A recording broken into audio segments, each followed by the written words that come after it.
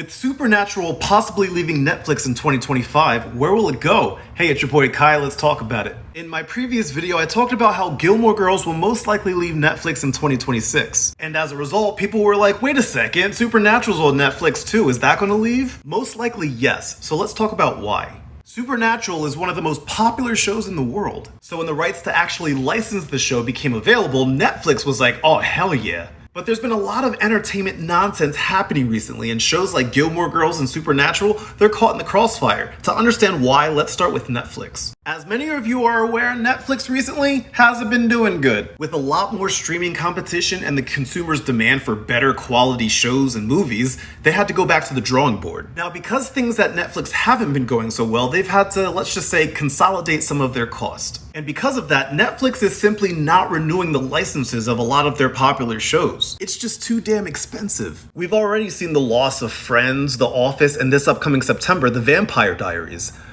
I really look like I belong in this picture, don't I? But why else won't Netflix renew the license of a popular TV show? Well, listen to this. A lot of TV networks and movie studios are actually now creating their own streaming apps. I think there's way too many streaming apps. So if Supernatural were to leave in 2025, where would it go? Even though Supernatural is now streaming on Netflix, you gotta go back to where it started, and it's this channel right here, the WB, which eventually turned into the CW.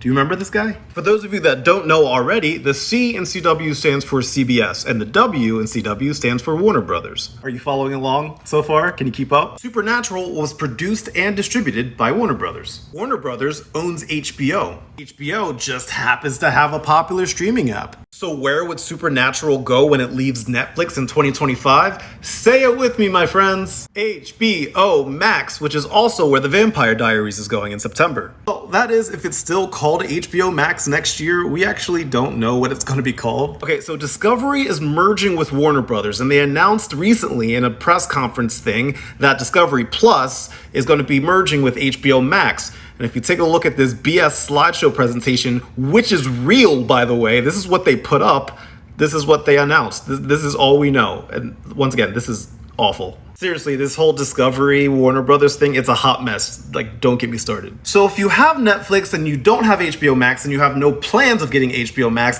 have no fear, my Supernatural friends. Supernatural ran for 15 seasons, which means that you have 3 years to watch 327 episodes. That's a lot of TV, so yeah.